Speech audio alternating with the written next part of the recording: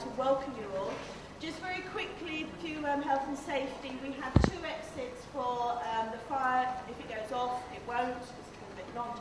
So if you're on this side of the room, can you make sure you use that door? If you're on this side of the room, can you make sure that door? Don't stop to pick anything up, just move. We just want to make sure everybody is very safe. Just follow the exits as we take you outside. Right, I'm just going to do a very, very brief introduction. This is Jane. She's an internationally known trainer, speaker, and author. And she's also North Carolina's self-appointed e-learning goddess.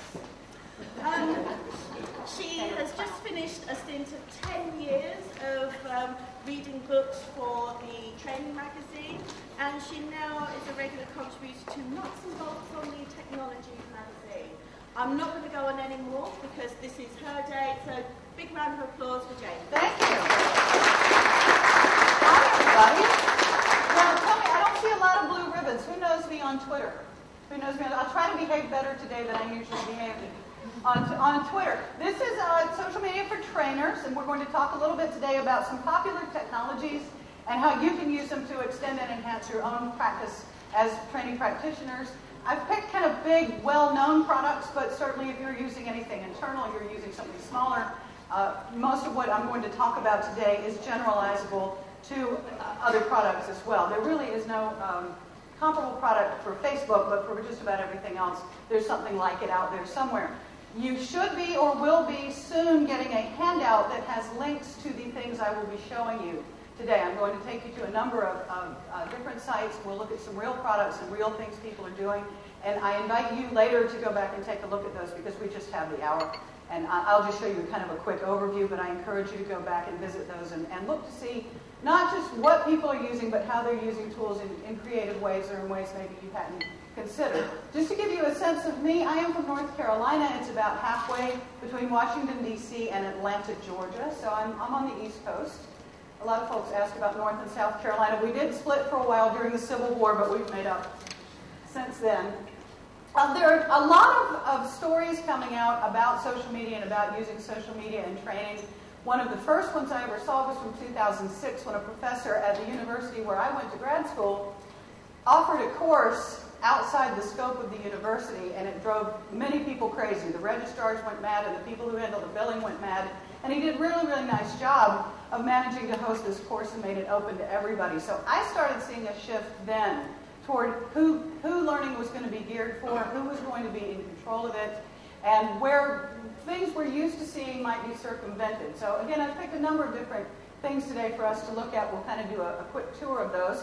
The books are supposed to be here, but I haven't found them yet. The books are better than bullet points, creating engaging e-learning in PowerPoint, e-learning solutions on a shoestring, from analysis to evaluation, and the new book is, of course, social media for trainers. And my understanding is it's in the building somewhere, but if you see it, let me know, and I'll tell you where it is. It is available on Kindle, and I understand some of you have new Kindles. Are we getting new Kindles at this conference? Okay. Let's talk about, for just a moment, I want you to tell me where you are with social media use. On a continuum from A, I don't get it. I go to Twitter and people are talking about what their cats had for breakfast.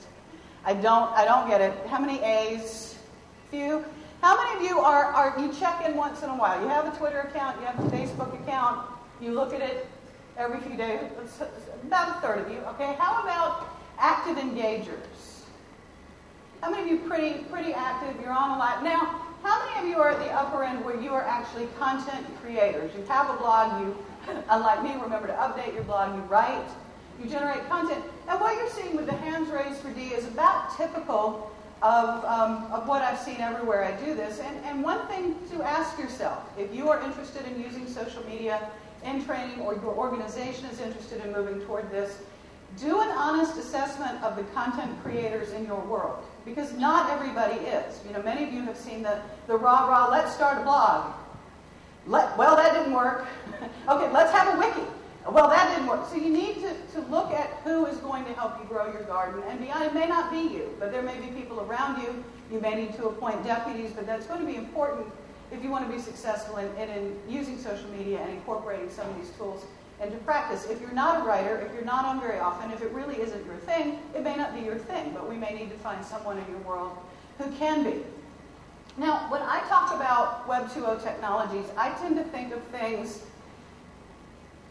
that aren't the way they were 7 years ago. When you needed a website, say 7 years ago, you wanted a website with links, with photos, with maybe a little media, with perhaps a space for discussion. What did you have to make that happen?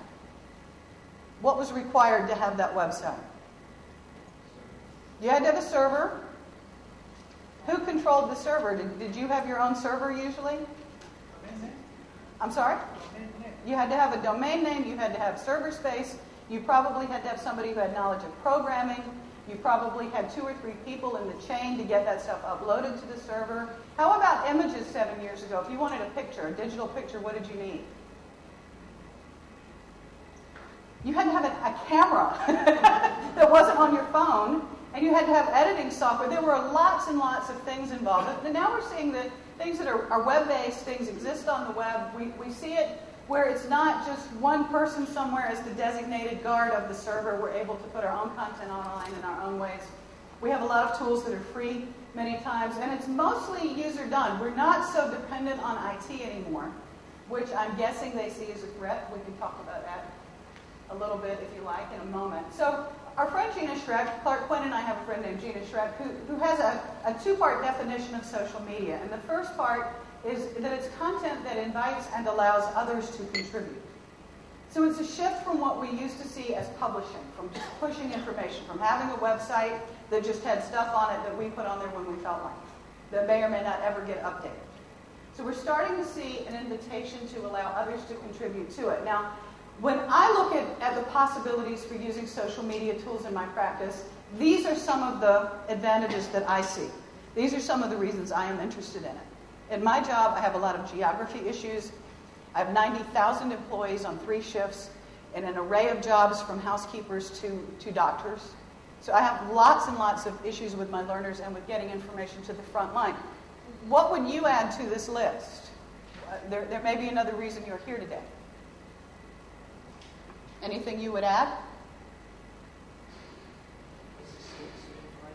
Okay, yes, and? Adaptation, and anything else? I also meant to tell you earlier, where I come from, I don't have a southern accent. So, and I'll go ahead and get this out of the way and say, y'all. So there may be a number of benefits in addition to the ones that I have listed, but this is pretty much what I see.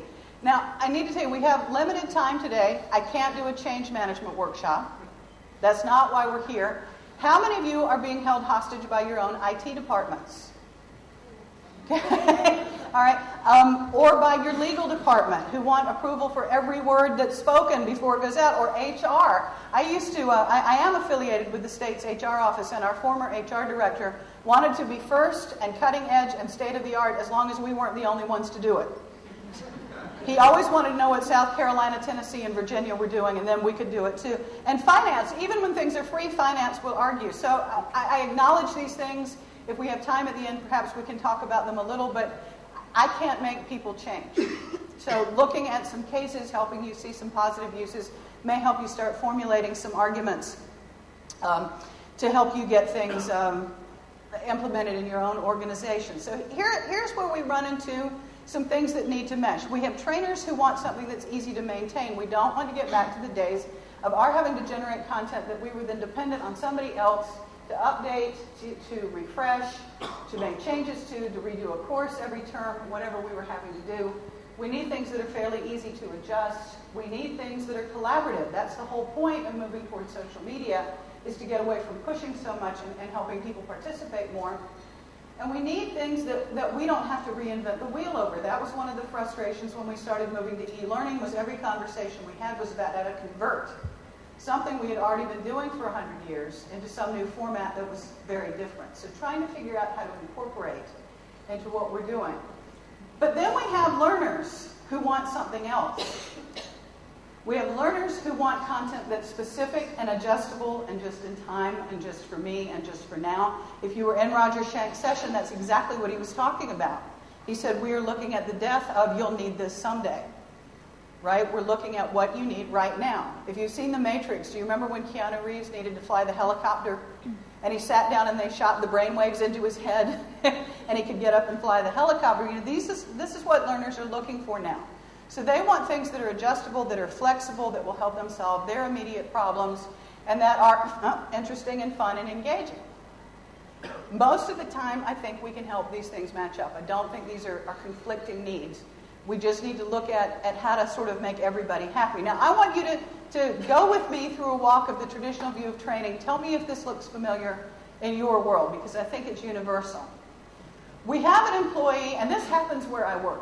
We have people who come and stay 20 or 30 years because we have these huge retirement plans and vacation benefits. I have an employee who starts work, and he's there for a few days, and we send him to induction training, new hire orientation, you may call it.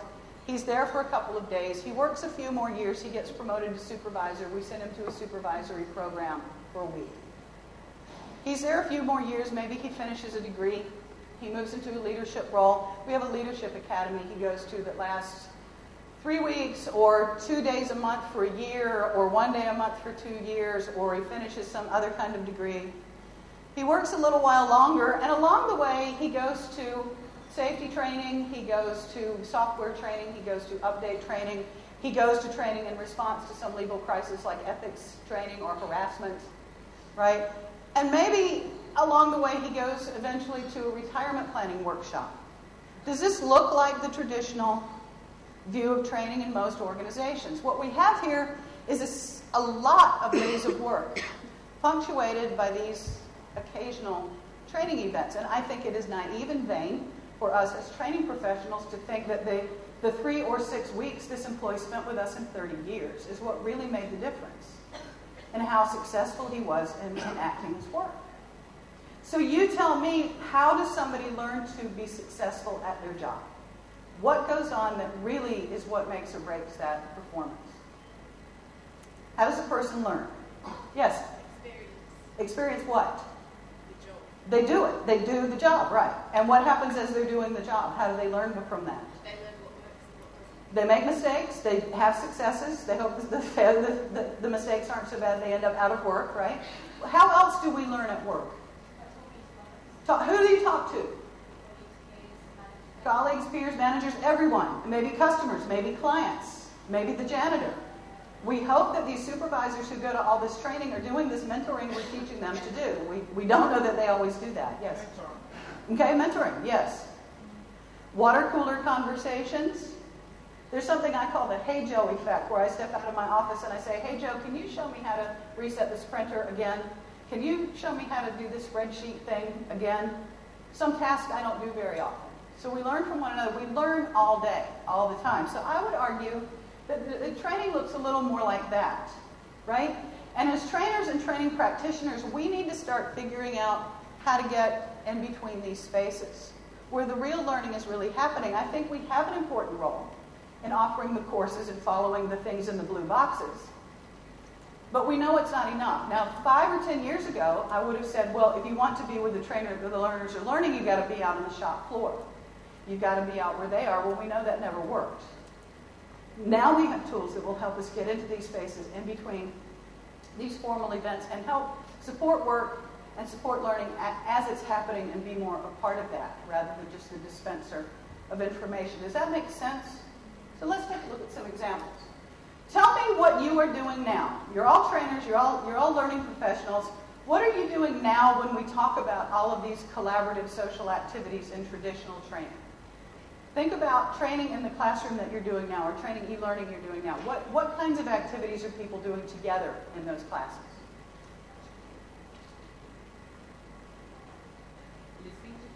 Listening, okay. We hope. Anybody doing games? Role plays?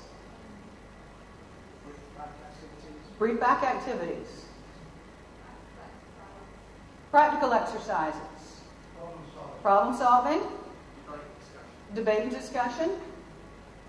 And I'm repeating you because sometimes the people behind you can't hear, so I'm not just trying to be a parrot and be annoying. So you're doing lots of things. Let's see, I had a list of some things. Oh no, it's not wanting to display. I had a list of some things. So I had case studies, role plays, Let's see, games, collaborative activities, breaking people into small groups, having them work on something. That they may do group projects. There may be things like that. So let's go through a number of ways that I think you could be using social media tools to do exactly those things, and maybe some things you haven't had the opportunity to do. What I'd like for you to do today is leave with one idea for using one thing to extend or enhance what you're already doing in your practice. Deal? Okay, so let's rock on. When I'm looking at social media tools, and I use them in my own work, I see them running a gamut from everything from just supporting a traditional class, just doing a little pre-work or post-work, all the way to hosting the course online. I do courses on Facebook all the time. Architecturally, it's very similar to an LMS, by the way, but that's an argument I'll have with the LMS vendors downstairs. So let's start off and take a look at blogs. Do I have any bloggers? Pretty good bloggers. I used to be a good blogger till I discovered Twitter, and now I find I don't need to blog nearly as much as I used to.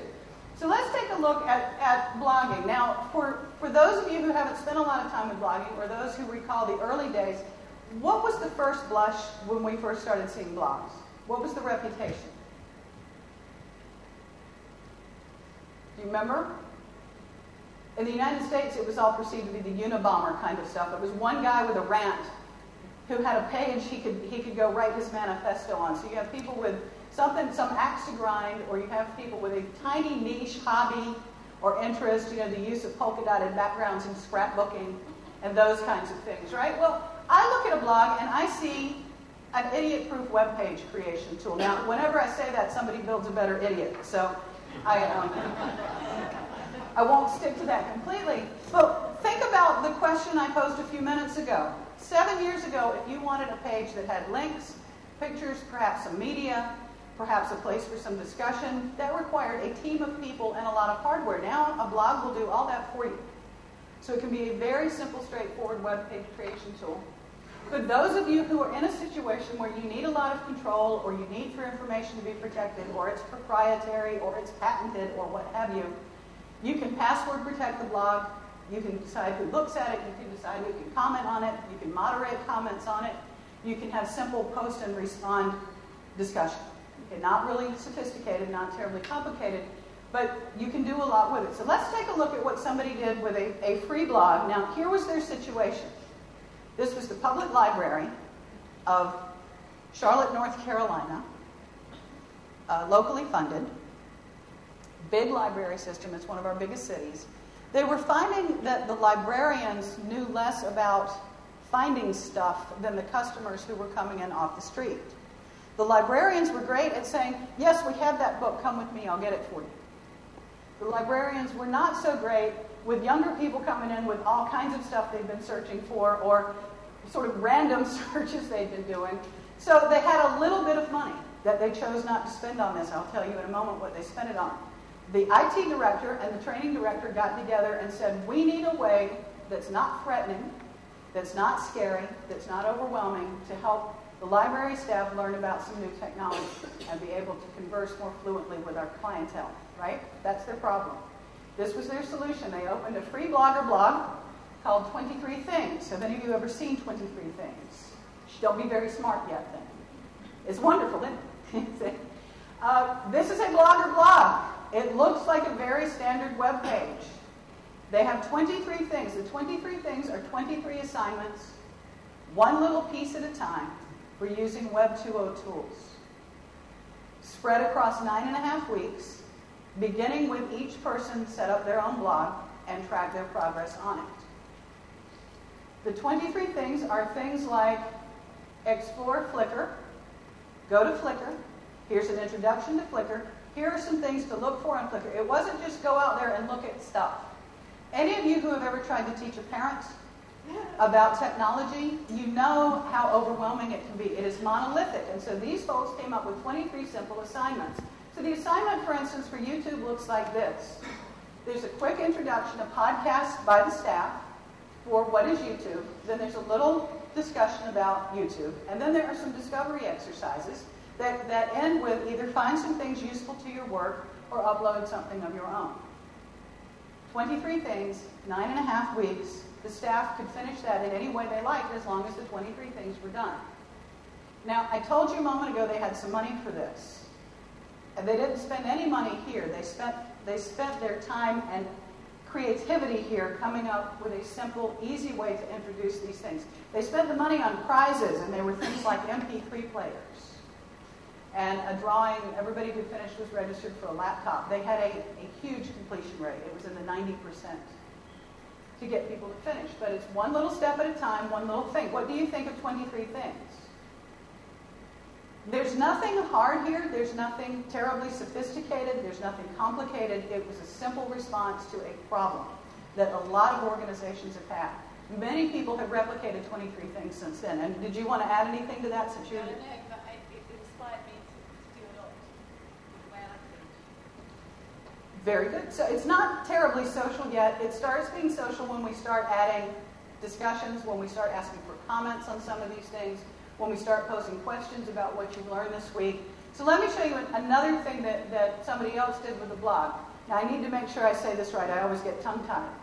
This is an American fellow who is teaching English in Japan to Japanese students who want to be English teachers.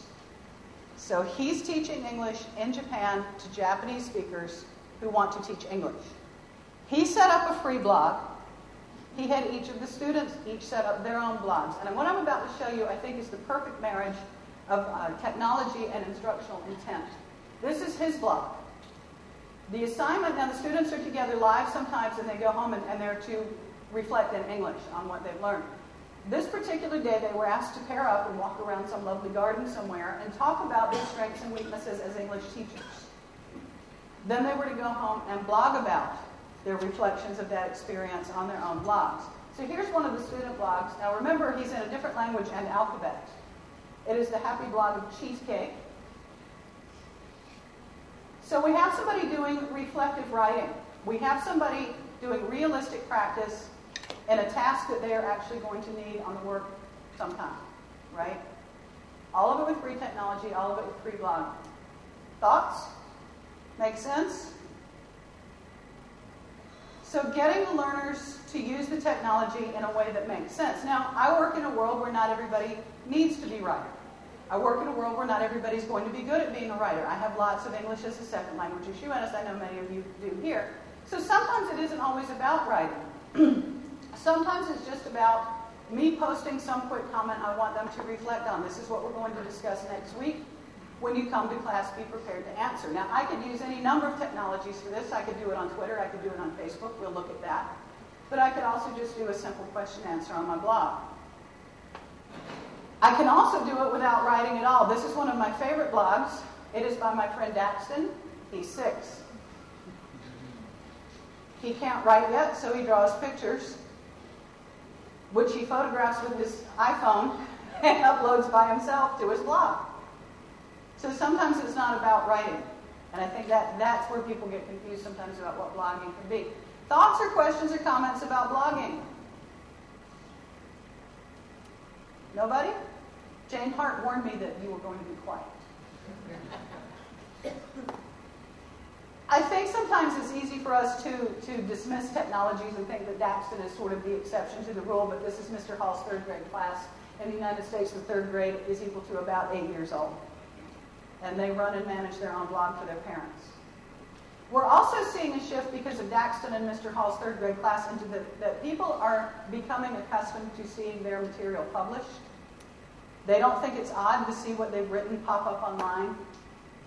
Those of us who are from old schools where you wrote a paper and gave it to the teacher and she read it and graded it and gave it back, those are going very quickly. And in retrospect, it never made much sense. Why didn't just one teacher look at it? It doesn't make much sense. So can you think of any blog activities? Seeing 23 things, seeing the happy blog of cheesecake or Daxton. Can you think of anything you could do with a blog in your own practice?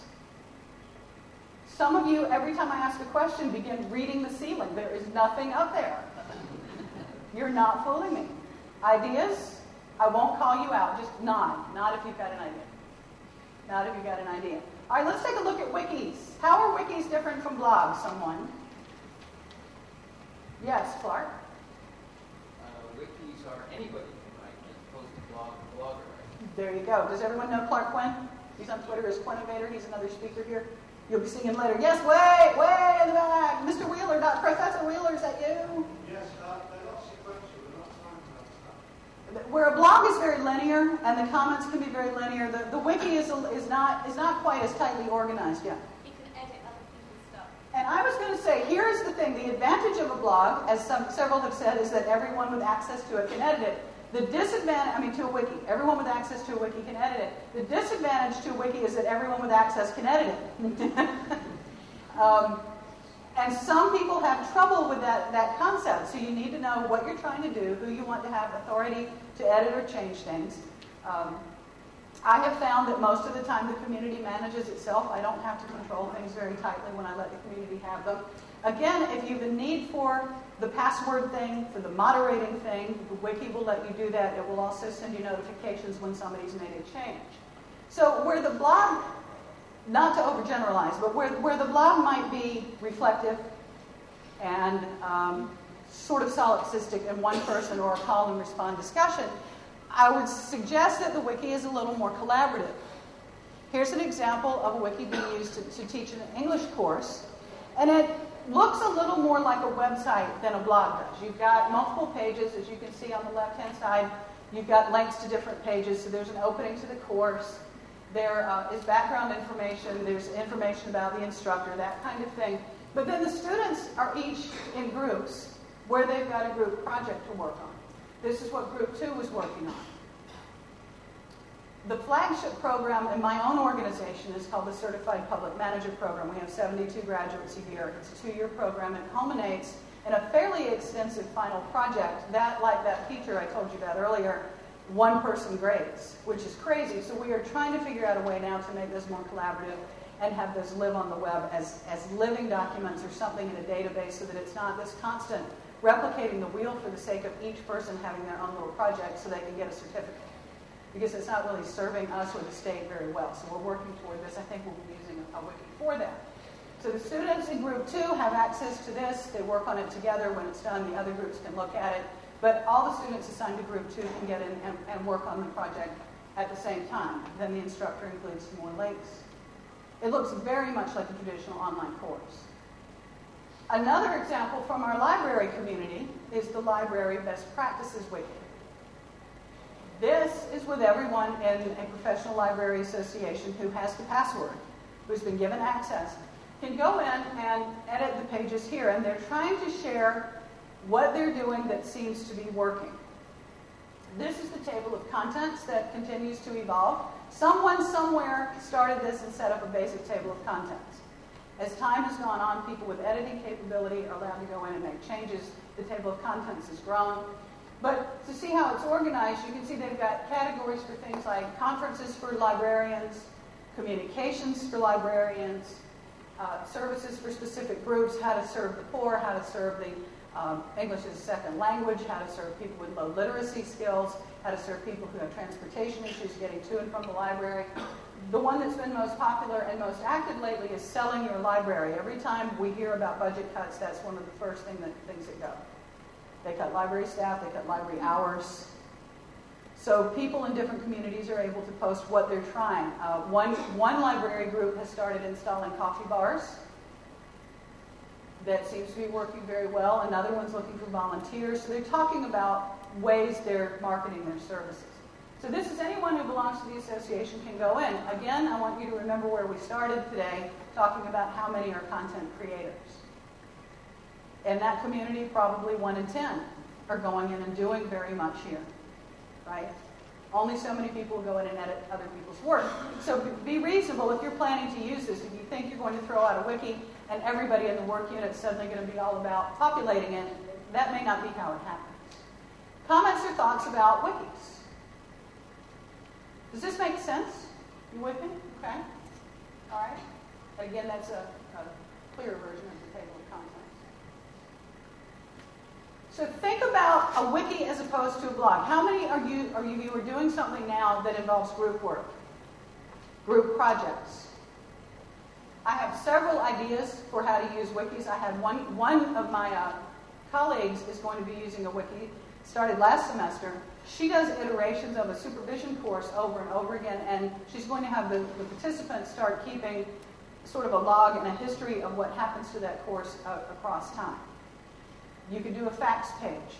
You could have learners do some kind of need to know for new hires as they are leaving a new hire program. You could use it for group projects, group work. And I'll tell you, one thing that's popped up just in the last couple of years that didn't exist when I started talking about this kind of stuff is Google Docs. Google Docs is an example of a very quick, on-the-fly sort of wiki. And I'll tell you what happened one day that got my whole organization interested in Google Docs. I was on a committee to buy some new software. Because the state is so big, most of our committees are likewise big, so that every silo has its representative, right? So we had maybe 14 people on this committee. When it was over, the committee, we had a meeting. When it was over, the committee chair sent out an Excel spreadsheet and said, these are the things we all agreed need to be in the software. Everyone edit this and send it back to me. So she is asking for 15 iterations of one document. Have you seen this in your world? And then she's the one that's got to sit down and make sense of the 15. A simple Google Doc is easier to set up than bothering with the whole wiki. You set up a shareable spreadsheet, you put it on the server, it's on the web, you give people permission to edit it, it goes out, it comes back as one thing. And you can protect it so it can't just be deleted. So that was a really obvious solution to what had been a confounding sort of problem, and it ended up not even needing the wiki, it was just the Google Doc, which was the same idea. And I already talked about these.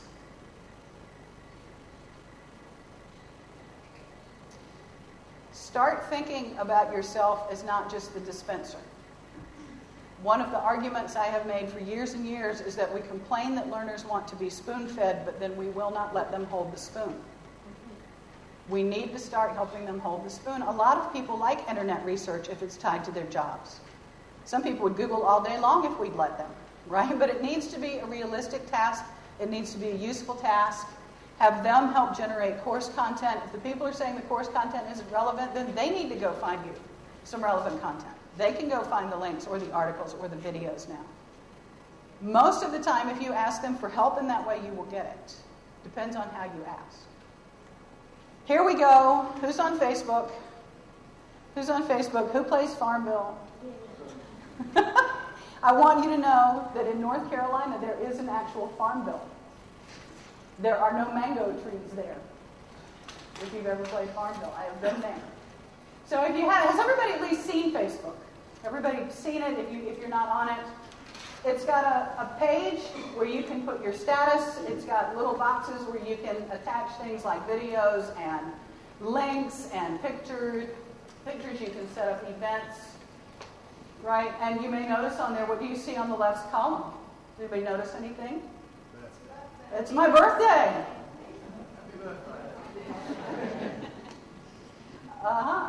And everybody's buying me drinks later. And after every one of you buys me a drink, I will never be able to show my face in North America again.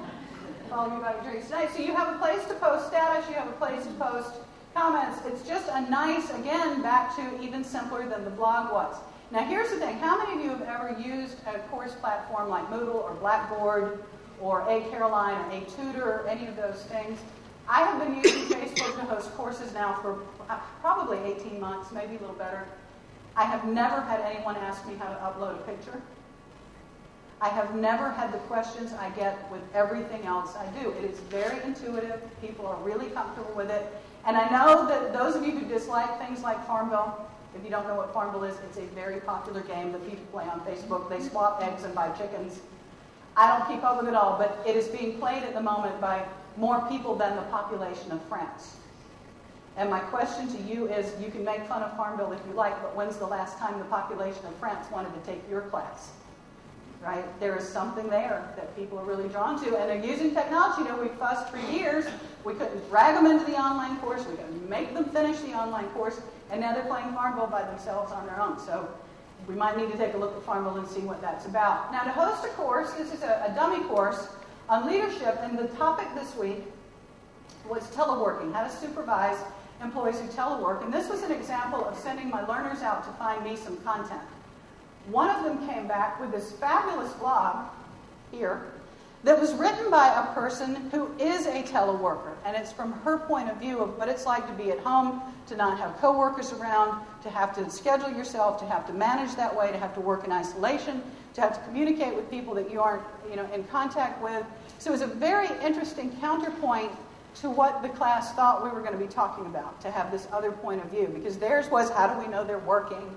And how do we supervise these people? And her thing was that she works all the time. In fact, sometimes she has to remember when not to. Because when it's in your house and it's in your day, it's hard to step away from that sometimes. So it was a very nice counterpoint that the learners generated. Because of the simple functionality that you can get from something like a Facebook, where people are very comfortable posting short comments, uploading pictures, uploading video, I have found it a wonderful tool for things like where we used to do icebreaker introductions or warm-up exercises or pre-class sort of work. I say, in this instance, I said, well, I would like for you to tell me something, a quote or a movie or a book or a picture, something that explains why your work resonates with you, why your work is meaningful to you, and this is what one of the people posted. I thought it was excellent. And I don't know that I would get better than that in a face-to-face setting than I got from him online on Facebook, right? So think about how we can use the technologies in ways that our learners are comfortable. People do have phones, cameras on their phones now. They're pretty comfortable with that technology now. Okay? And this is Richard Burns' blog, and this is what he says about it.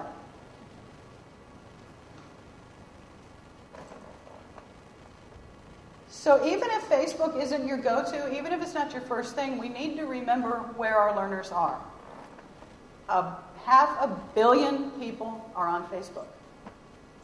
It has several different days surpassed Google as the most popular site on the web, the most visited web page, more than once. So we need to pay attention to that. I understand that some people find it frivolous. I don't argue that it can be. I don't disagree that Farm Bill doesn't seem to be very good use of everybody's time, but they do like it for that. But we can't argue with the fact that people are there. Remember, even if you don't want to use Facebook as the place where all the content resides, you can link to your blog from that. You can link to your course from that. Facebook Connect will now link with several learning management systems, including Moodle and Blackboard. So remember, you can still have your content somewhere else, but get people to it there. Remember, we're trying to stop pushing so hard and help pull people where they're existing. Comments? Thoughts? Yeah.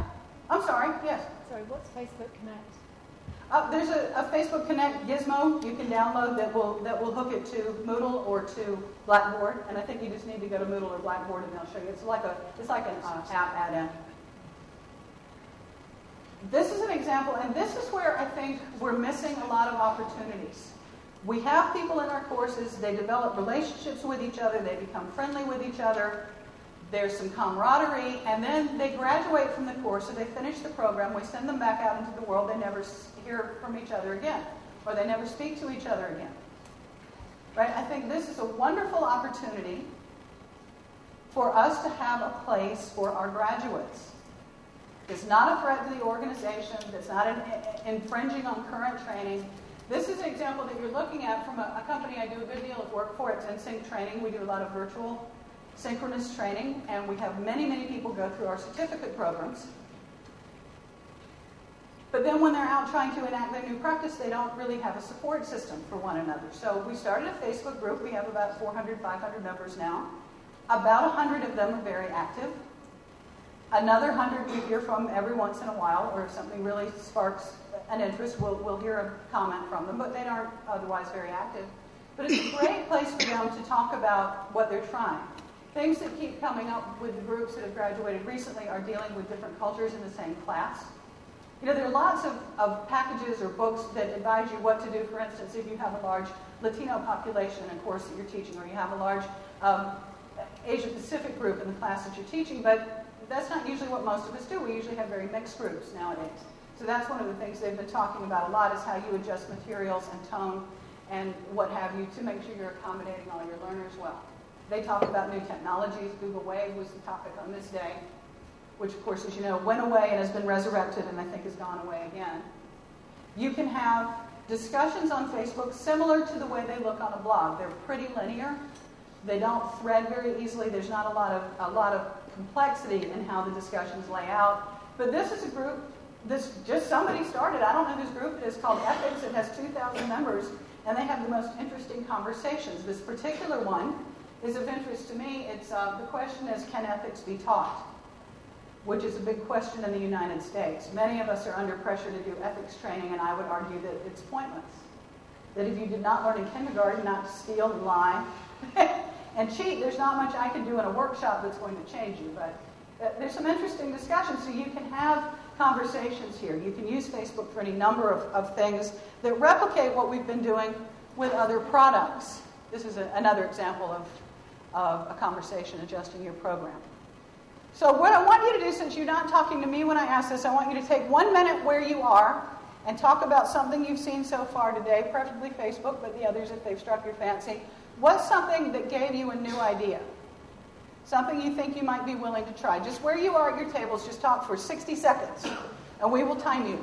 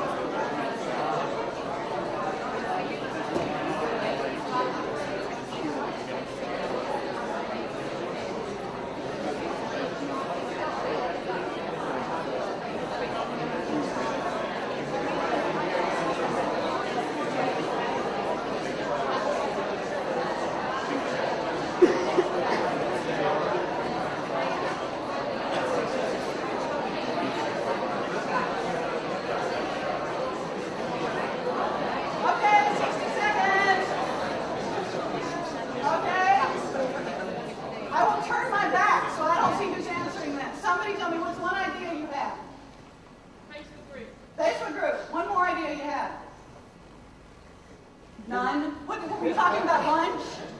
I just had a comment. We're seeing a big explosion of retirees getting on Facebook and reconnecting with folks from 30 years ago. Do you see any companies engaging the alumni corporations to actually coach? Because it's actually the younger people I mentor, they don't know how to use it.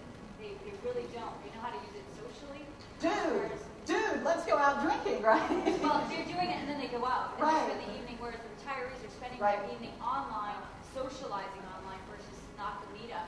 Hey, what's going on? We are seeing that with a number of companies, including my own, and we're also seeing alumni groups in the sense of people who have left employment with the organization but are not trying to slam the door, that are going away to get other job involvement. Facebook will say that their biggest growing group is women over the age of 50. And because I've had just enough graduate school to understand that, I would say it may be because that's the last frontier for I mean, they have everybody else. So to say that's the fastest growing group. But again, once a grandmother can talk to a grandchild on Skype and see video, you're done. You don't have to fight anymore. Once, it's easy. Yes, sir? No. Wait a minute. I'm trying to meet him.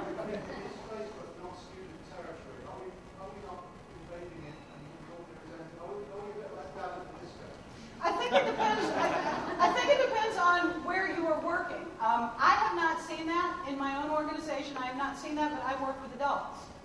I have heard that from professors at other institutions, but the professors that I know in the North Carolina institutions are saying that the students don't mind that the professors are setting up Facebook pages that is exclusive of having to have friend relationships with students. You can belong to a page. Nobody has to friend anybody else or poke them or throw drinks at them.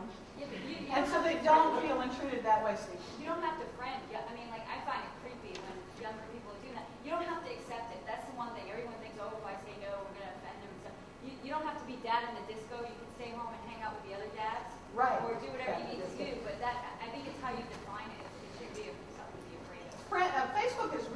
define the concept of friend. But yeah. And I have heard the contrary, Steve. I've actually heard Blackboard's trying to build this environment, and the students are saying, we don't want to have to go to two separate places. Just let me go to Facebook and do it all. So there's sort of a counter-argument. Well, you should be part of society. Facebook is getting part of society. Right. You should be there. Well, and back to what he says, you just have to have a page. You don't necessarily you don't have to friend anybody for them to belong to your page, but it'll show up in their news feed if they subscribe. So, Steve, you may just be telling them, go look at Moodle today, go look at Blackboard today, and not infringing, yeah. You've not really covered the use of forums, and that's also a potential social activity. And through doing master's stuff with the University of Hull, it's set that one of the most important phases of getting people engaged with those is socialization. I mean, for a company that say might balk at the idea of their employees using Facebook or like that company forum can be about what happens. Right. Well, and there are a lot of in-house products you can use. There are lots of things you can do that aren't as public as Facebook. There's really nothing that's robust. You could put a blog inside your firewall. You can have a microblogging tool like a Twitter inside your firewall, like a Yammer or a social text or something. Facebook is about as robust as it gets, but IBM built their own. I would just say, in my world, there are 90,000 people in state government. None of them do what I do. If I couldn't be out beyond the confines of my organization, I wouldn't have any meaningful contacts. I couldn't get the information I needed. So I think some of it depends on what truly needs to be internal and what truly needs to get outside. Yes, ma'am? I was just going to say there are corporate equivalents of Facebook, so Socialcast and a number of social media tools that include most of the elements. Profiles, ability to have blogs, to connect with one another, to talk on each other's wall. So, and here's the problem. I will get profile fatigue after a while. There are only so many sites I'm checking today, and everything you throw at me that's one more password, that's one more login, is one more thing I'm probably not going to remember. I can't say it often enough. You can just put the link on Facebook and still have people come to you through there. But I want to say this again, too. We have spent 10 years complaining that learners won't use our online programs. Now we've got 500 million people wanting to be online, and we're not leveraging this tool as well as we could. But let's talk about Twitter, because I know we have some Twitter-ers in the room. Who do I have who are on Twitter, whether you follow me or not? We have some. I love Twitter. That's my favorite social media tool. If you're not familiar with it, it is not, in fact, just people talking about what their cats had for breakfast. If you follow people who don't talk about what their cats had for breakfast, this is what a Twitter feed might look like. These are the people who I happen to follow, who happen to be on the moment I took this screenshot. For those who are so worried that life goes on indefinitely on the internet and everything is forever, a tweet lasts maybe 30 minutes. Right? If you get retweeted, it might last a day, but it does tend to sort of go into the stream and may or may not come back out. But you can filter your stream according to particular topics, like you could look just for e-learning or just for training or just for cats if you wanted to, and that would come up in your feed. But it's a different animal in that you need to learn to just sort of drink as the river rolls by. You can't focus on everything. You can't reflect on everything. You may or may not remark on everything. You will be exhausted if you try. But finding some interesting people to follow, Steve Wheeler is one, Clark Quinn is another. Finding some interesting people to follow. Charles Jennings is pretty active on Twitter. Harold Jarkey is. Donald Taylor is. People you've met here are pretty good people to start following if you're new to Twitter. If you want to use it for training, just remember you have 140 characters, including your username. So don't choose a 50-character username. A quick way to pop information up in front of your learners, and for those of you who want something internal, there are a lot of tools that will replicate this for you internally. Okay. Sort of like an IM, yeah. Did you ever put a Twitch stream live onto the screen while doing a face-to-face talk? I have, but I've run into too many problems with the conference site not having the technology they promised me. And half the tweets are people complaining about the connectivity. I don't mind it. I don't find it really distracting, but I have found a lot of, and that happened this morning actually. I don't know if you saw it coming out of the auditorium. 3 or 4 of the tweets were about problems with the Wi-Fi being slow. So it gets to be distracting if they're way off topic. So now if you wanted to use it as a training activity, now remember you read from bottom up with Twitter. This person is introducing herself. She's got a supervisory program starting in the next few days. She says, what's your biggest challenge as a new leader? One person says he's supervising former peers. Another person says, I'm younger than everyone I supervise. I feel like I'm not credible. And she comes back with, why do you feel you're not credible? So it's a quick way to have a discussion. Again, here it's a nice quick introduction. It's a nice little place to have, here's a link, here's a video, here's a message, here's a reminder, here's a picture, here's something. It's a good, quick little thing. You're not going to have long, in-depth, archivable, searchable, historic discussions. It's not the place for that. Clark and I participate just about every week in something called Learn Chat. Have any of you ever been to a Learn Chat? Learn Chat's on Twitter twice on Thursdays. We have it at 4:30 your time, Thursday afternoons, and then we have another one much later in the evening for folks in the United States, mostly the East Coast. So it's very late. But when we have people come to Learn Chat, I've had folks say it's too fast, it's not reflective enough, it's not real conversation. Well, it's more real for me than spending 2 days in some threaded discussion that's boring. You know, at least with Twitter, it moves on. It's the first thing I've ever found that moves at the speed of Jane. So I like Twitter a whole lot. But in terms of just the information you can get, Marcia Connor, who's the author of The New Social Learning, one night was working on the book. She popped up the question, what problem statement does social media solve for learning? One Sunday night at 9 o'clock, which is late on the East Coast, most people getting close to bedtime, she had 168 responses in 90 minutes. I have had similar experiences when I really needed something. But that comes from a long time of developing relationships and cultivating interactions with people. So if you'd like to come to Learn Chat, it's Thursday afternoons for you at 4:30. But there are a lot of chats. If you're new to Twitter, go find one that interests you. They're scheduled all the time. Just Google for Twitter chat. There's a spreadsheet. There's Learn Chat, Ed Chat, Blog Chat, KMers Chat, Customer Service Chat. There's lots of interesting stuff and a chance for you to meet some people. So be thinking about short answers. Be thinking about short things you can say. Pre-work updates, post-work, links to videos, links to articles. What do you think about that? One way to cut down on 140 characters is to give a fill in the blank, give a stem, and have people just finish it for you. You can cut a lot of the characters out that way. And the other thing we didn't mention that makes all of this so much more appealing is that it's all available on folks' phones. It's all mobile now. In fact, I like the Facebook mobile interface better than I like the web because it trims out a lot of the fat. It takes out a lot of the extraneous kind of content. So we talk a lot about what you're doing in your training and how some of this might replicate that. What are some things you can do virtually that you can't do in a traditional way? What are some possibilities we see offered through these technologies?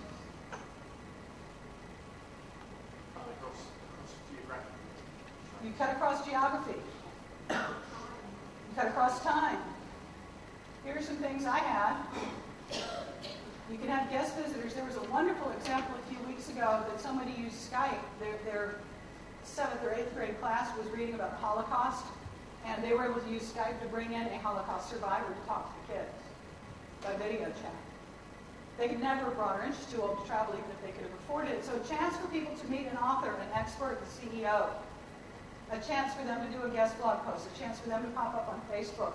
The CEO of Best Buy is one of our big electronics retail stores, has a Twitter account that he uses quite a bit. So a place for people to actually engage at that level with somebody who's really from the company. So very quickly, I'm getting a warning that it's time to stop. Here we go again. We've been here before. If you're getting things blocked, if you're having arguments about it, go find good examples. Go find positive examples. And realize that the things we say are benefits is exactly what the IT, HR, legal, bureaucratic class is concerned about. It's exactly what they're afraid of. This is what I imagine happened when we introduced telephones.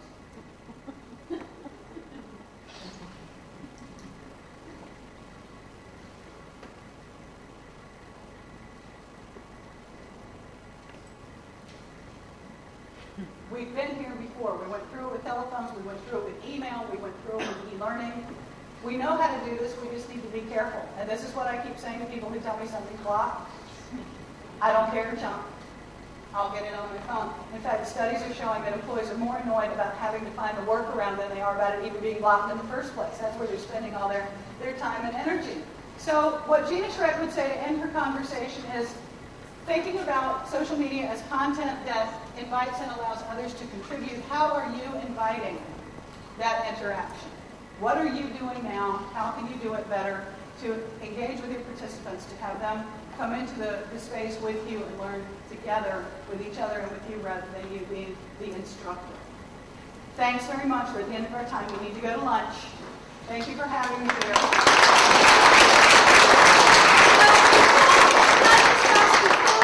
Before we finish, everybody who bought in a chair and who's blocking the fire exit, can you take that chair back outside? And that's an experiential learning event happening right there. Thank you very much.